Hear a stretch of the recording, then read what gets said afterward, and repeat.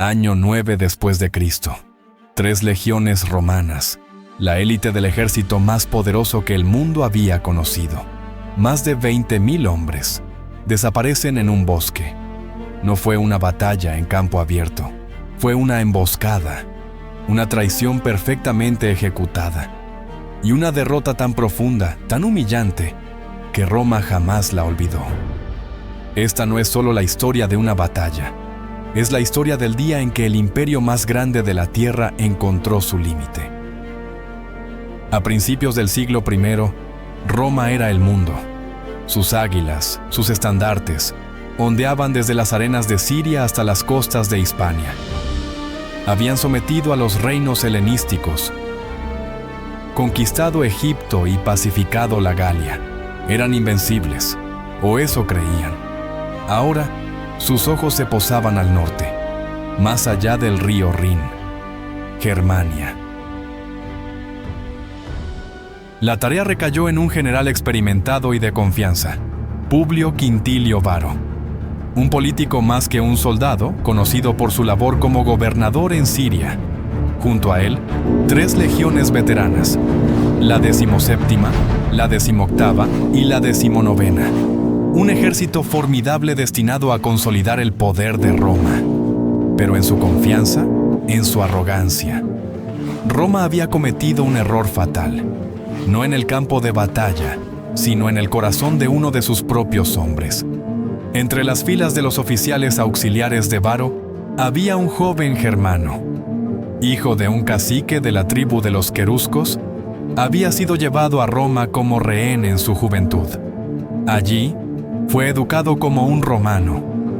Aprendió latín, tácticas militares, y recibió la ciudadanía romana y el rango de caballero. Su nombre era Arminio.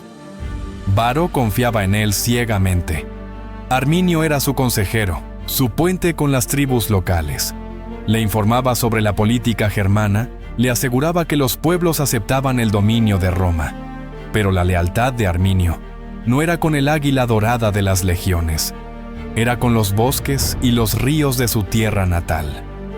Mientras sonreía y aconsejaba a Varo en secreto, Arminio tejía una red de alianzas. Viajaba de noche, uniendo a tribus enemistadas, convenciéndolas de que la única alternativa a la esclavitud romana era la guerra total. Les prometió una victoria segura, porque él conocía a Roma desde dentro. Conocía sus fortalezas, pero, sobre todo, conocía sus debilidades. Y su plan era diabólico en su simplicidad. Su ejército no marchaba en formación de batalla.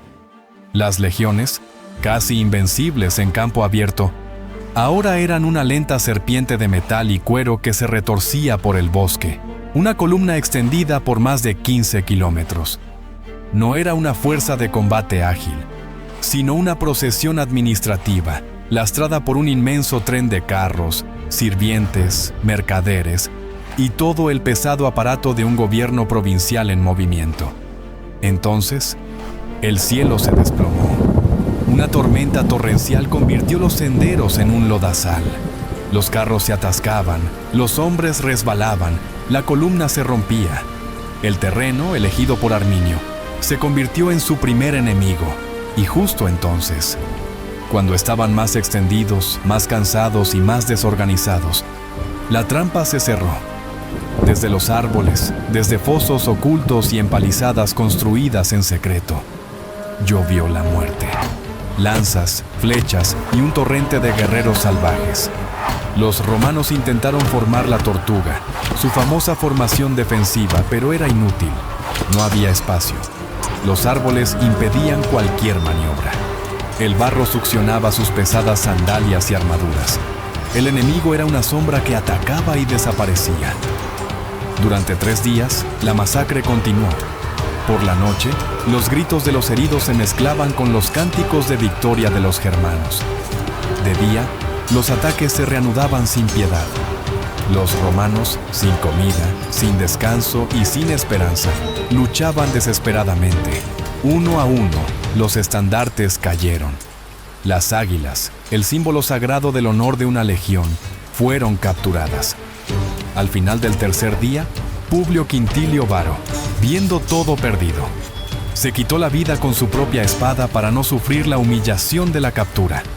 Sus oficiales de más alto rango siguieron su ejemplo. Cuando las noticias, llevadas por unos pocos supervivientes aterrorizados, llegaron a Roma, el impacto fue total. No era una derrota, era un cataclismo. El historiador Suetonio cuenta que el emperador Augusto, viejo y con el corazón roto, se dejó crecer la barba y el pelo durante meses. A menudo, golpeaba su cabeza contra los muros de su palacio, gritando la misma frase una y otra vez: Quintili vare, legiones rede. Quintilio Varo, devuélveme mis legiones.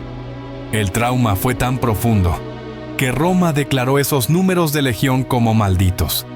Nunca más en la historia del Imperio Romano se volvió a formar una legión con los números 17, 18 o 19. Jamás. ¿Pero por qué fue tan grave? Roma había perdido ejércitos antes. Porque no fue solo una derrota militar, fue una humillación psicológica y estratégica. Roma descubrió que su poder tenía un límite, que no todos los pueblos se someterían, y que Germania era un mundo aparte que no entendían ni podían controlar. En los años siguientes, el general Germánico, sobrino de Augusto, lanzaría varias campañas de castigo al otro lado del Rin. Recuperaría 2 de las 3 águilas perdidas y daría sepultura a los huesos de los legionarios caídos. Pero no se quedó. Después de Teutoburgo, Roma abandonó para siempre sus planes de expansión en esa región. El Rin se convirtió en la nueva frontera, una frontera fortificada, defendida, pero que rara vez se atreverían a cruzar con intención de conquistar. Teutoburgo no fue solo una batalla, fue un punto de inflexión. Trazó una línea en el mapa de Europa que perduraría durante siglos, separando el mundo latino del germánico. Arminio, el traidor para Roma, se convirtió en un héroe unificador para los germanos, un símbolo de resistencia. Aunque años más tarde, irónicamente, sería asesinado por otros jefes tribales que temían su creciente poder. Y Varo se convirtió en el eterno recordatorio de la arrogancia imperial y del peligro de subestimar a un enemigo. En un bosque cubierto de niebla, en el corazón de Germania, Roma perdió más que 3 legiones. Perdió su aura de invencibilidad y su ilusión de un dominio sin fin.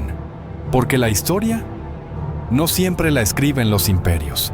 A veces, la escriben los árboles, el barro y la lealtad a un pueblo, sellada con una traición. La batalla de Teutoburgo es uno de esos momentos que cambiaron el curso de la historia para siempre.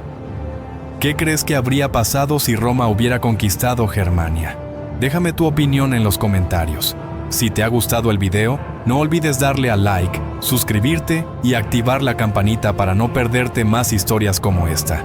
¡Hasta la próxima!